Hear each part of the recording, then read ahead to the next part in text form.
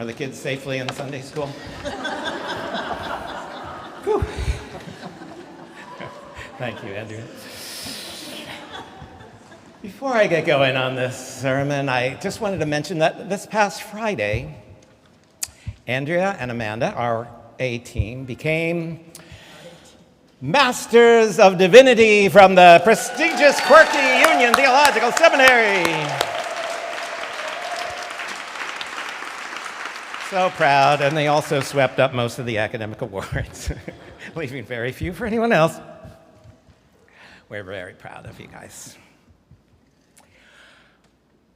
While Jesus was going and they were gazing up to heaven, suddenly 2 persons in white robes stood by the apostles. Those 2 said, "People of Galilee, why are you standing there looking up to heaven?" Pause a while, in the humdrum of the city and beside a cloister wall.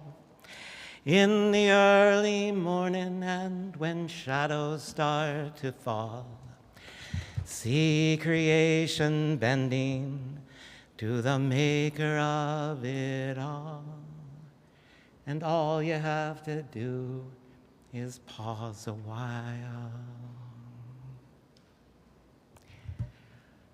Why are you standing there? They say. That has got to be the most ridiculous question in the book of Acts. Why wouldn't they be standing there, just standing there, looking up to where Jesus has somehow floated away to? These disciples have followed Jesus as he called them. They followed Jesus as he taught them to do the things that he did.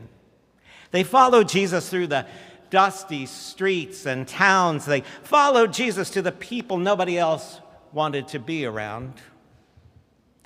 They followed Jesus from way up in Galilee to Jerusalem, a long journey that takes up 10 chapters of the gospel according to Luke.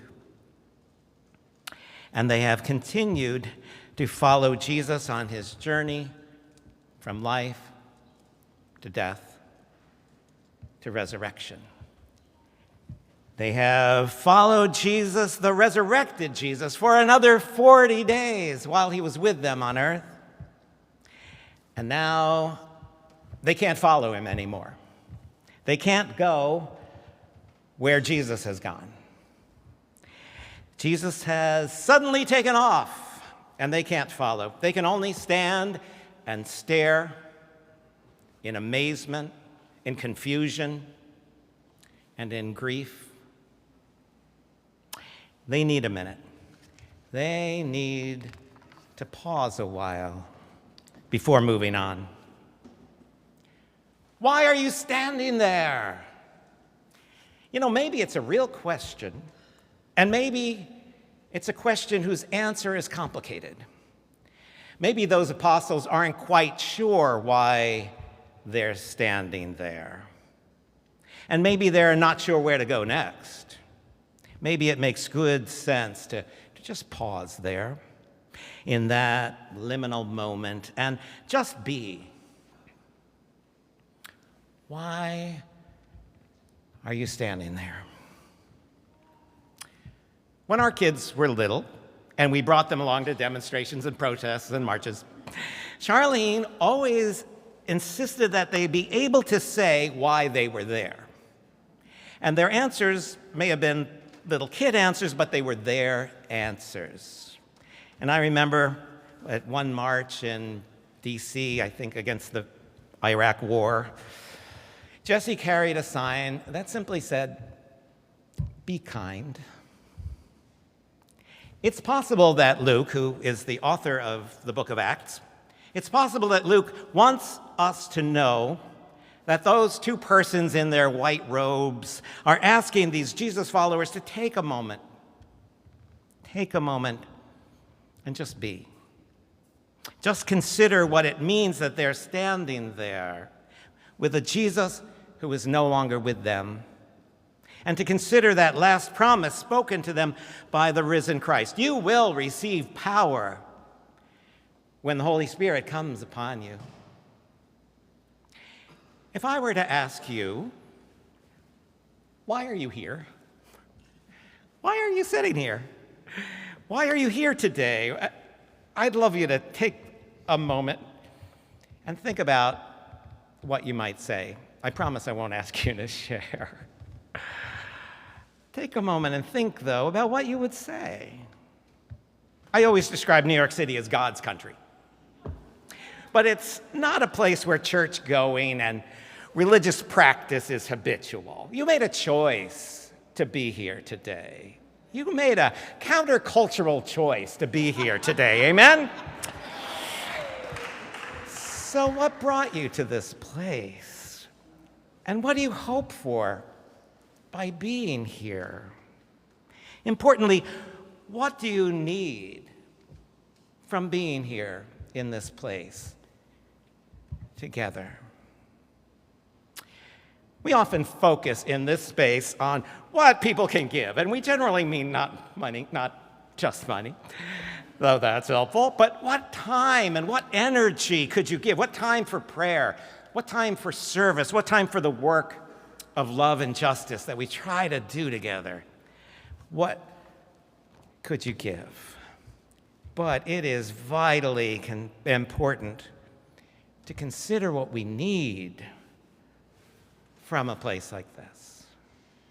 What do we need? Just as these apostles are considering what they need if they are possibly to engage in the work of Jesus in the absence of Jesus. What do they need? And what do you need in terms of spiritual renewal and reconnection and energy? Why are you here?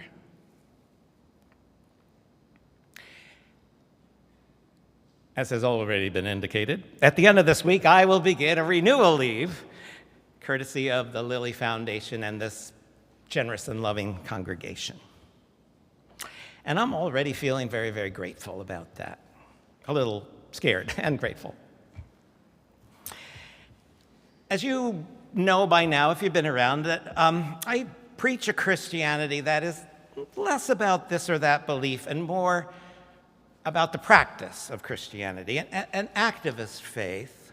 And in my mind and heart, that's the essence of the Methodist tradition, the teaching of Wesley and the teaching of Jesus. How do you follow Jesus? You try to do the things that Jesus did.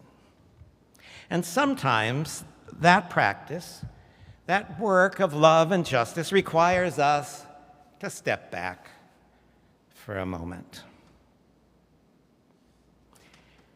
Last week, Pastor Lee preached a sermon that really spoke to me about the need to stop and realize how depleted I feel and my need to reconnect to my roots and sources and to anchor myself to a foundation that's God and not me. And so I'm planning to spend 100 days, give or take, reconnecting with some of my roots and sources and working with the source of my being to renew my spirit. By this September, I will have been serving with you in this place for 39 years. How is that possible? I'm only 27 years old in my mind.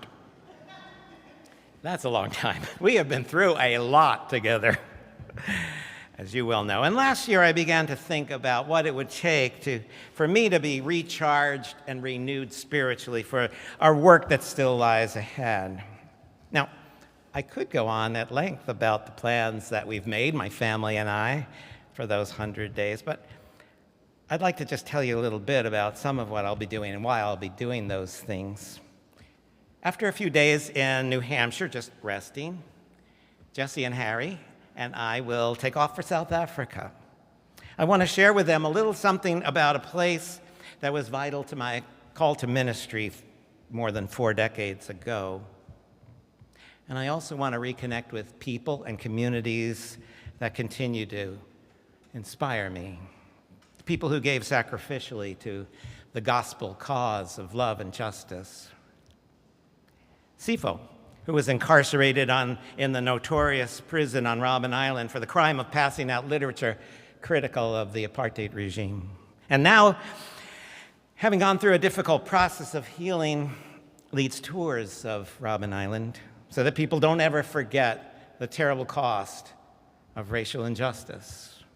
And Peter, who as a new pastor served as chaplain to Nelson Mandela on Robben Island, and later helped to lead South Africa through a process of truth and reconciliation, a process that we in this country would do well to go through ourselves someday. And Michael, who as a young priest to young people, found himself exiled from South Africa for preaching the gospel with his hands and feet as well as with his mind and his voice, and who, just before apartheid met its final demise, lost both hands to a letter bomb sent to him by an agent working for the government. And John, who chronicled at length the church struggle against apartheid and racism. And Wilma, the first woman ordained as a priest by the irrepressible Archbishop Tutu, and who now serves as a spiritual director at a retreat center Tutu founded, and where I'll spend a week of my time. And so on, and so on. I could go on.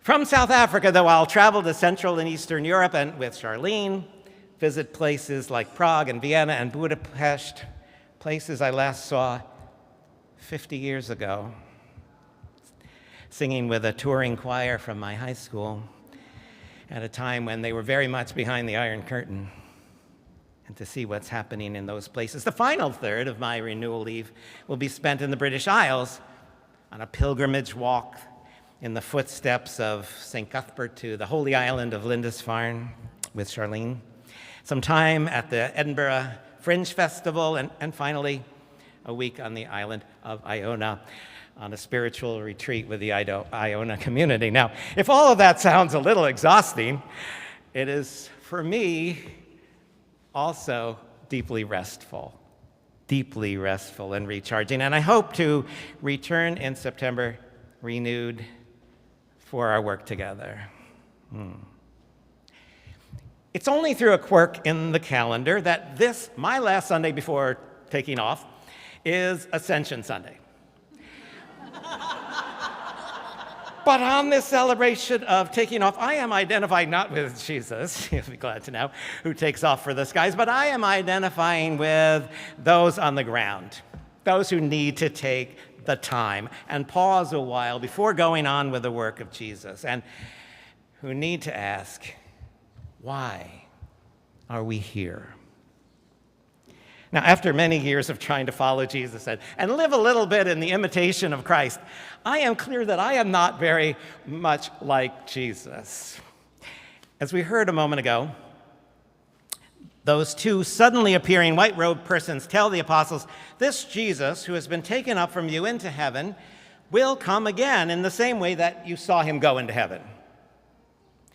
And depending on your eschatology, if you don't know what that means, you can ask the 18.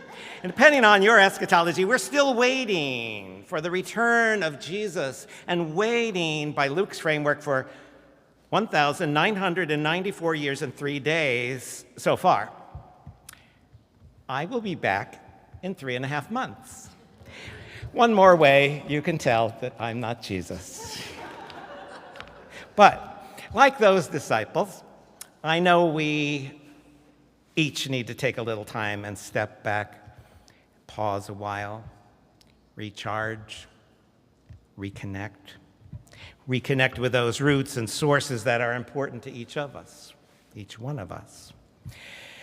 The need we each have to take a journey of renewal. And so today I am inviting you on the journey with me, not literally, but your own journey to take some time. Sorry, I'd love to have you all with me. Seriously, I would. But to take some time to assess where you are in your life.